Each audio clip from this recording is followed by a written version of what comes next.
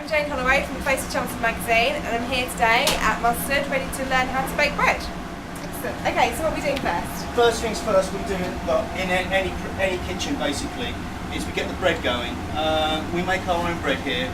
There's absolutely no reason why anyone should have to buy, not in a restaurant. Yeah. You know, otherwise you might as well just get a Waitrose and buy everything you need and open a restaurant. So, but the bread we do is very simple. Now, the way we start it, as you can see, I've got the 3 different containers. Yep.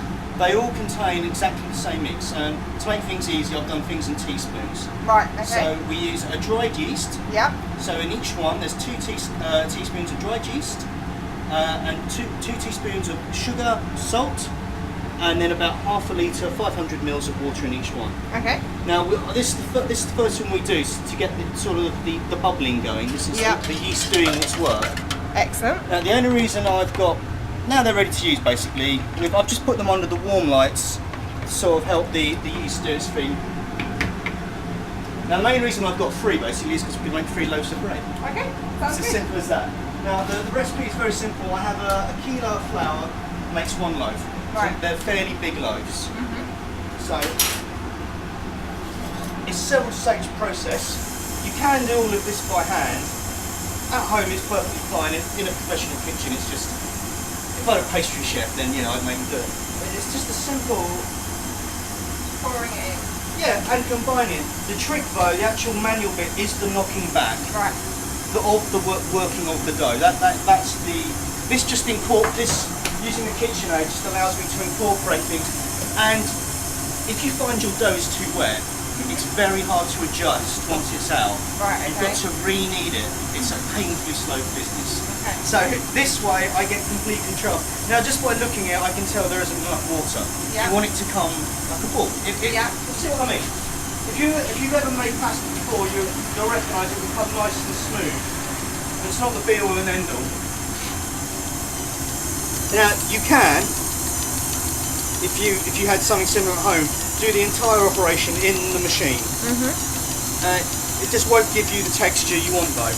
Right. So as you can see, it's coming together. Yeah, that looks much better.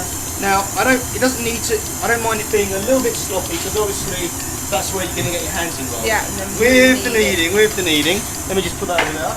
So as you can see, it's like this.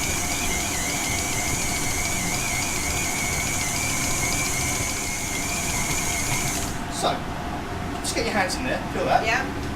Okay. So That's what you want. sticky. It's fairly sticky, fairly pliable. Okay. So, shake the flour down. Loads of flour. Okay. Wow. Now as you can feel, get your hands involved in that. Yeah. That's already pretty gunky. Yeah, Now, very. your job now is to bring that all together into a ball. Okay. Okay. Trick is lots of flour. I'll show you the general procedure. Yeah. It is painless. Good. Now all we're doing is, as a general rule, there are many more advanced ways to do it. This is probably the most basic way I use, and it always works. It's just to fold the dough in on itself. Okay, so just folding through. Just folding through, and then with your palm of the hand, just knead out, pull in, turn, to make it easier. So the bit you always know you need to push is facing upwards. Push, turn in, twist, and you keep going.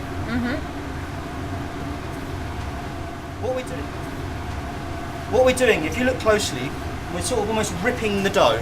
Yeah.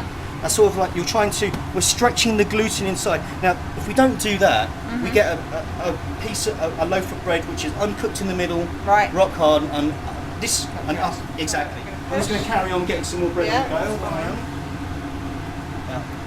And then push, and Tough then look, turn. and turn. Turn. So There that, we go. Right, so I'm with that you. bit you turn, Yeah. that bit sticking out, just turn, Okay. bring it in. I know. Okay. Tough love. See what's happening is the body heat you're applying Yeah. is sort of helping activate all those wonderful chemical changes.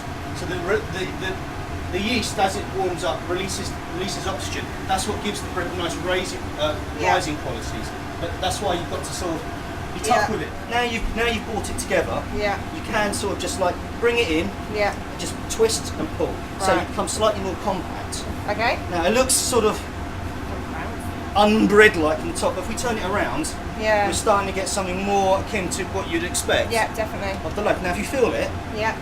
what you want, maybe a few more minutes, but you want it to be. If that was hard, Yeah. that would indicate there wasn't enough. There wasn't enough water. Hadn't had enough time to turn. Yeah. That's what you're looking for.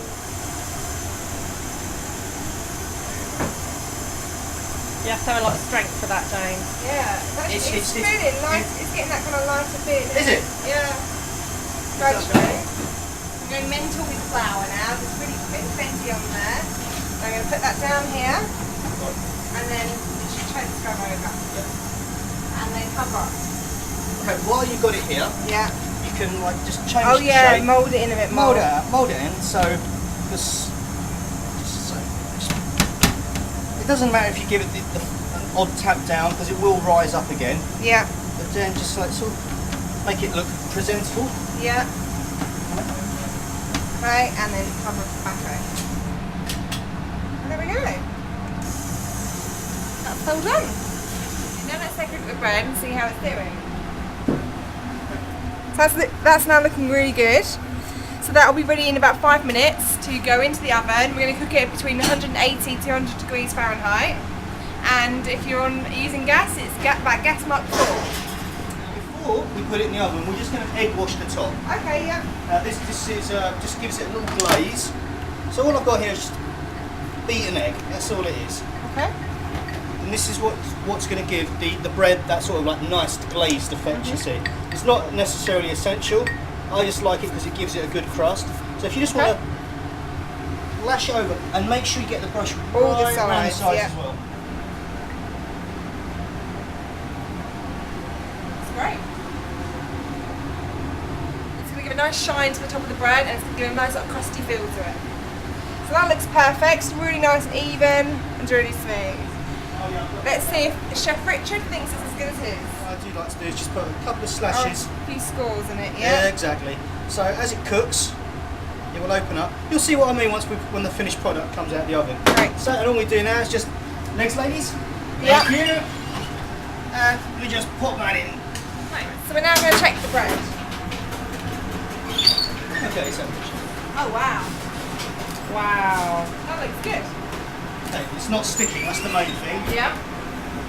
Now, just going to check for doneness, Dumbness, what's that? just to see how. It's done. Oh, dumbness. I think it's dumbness. Dumbness, yes, the bread. Yeah. Now that doesn't look like unlike a crab that we did. Yeah. All I'm doing is like, you see that hollow sound? Yeah. That sort of indicates to me like the gases inside, which formed from the yeast, have done their job and expanded. If Okay. it was a dull dud, I know the fact inside there is going to be an unpleasant, solid mass. of Right, okay. uncooked Now duck. just cutting my bread, ready to eat. It's nice and cool. And here's my bread I made earlier.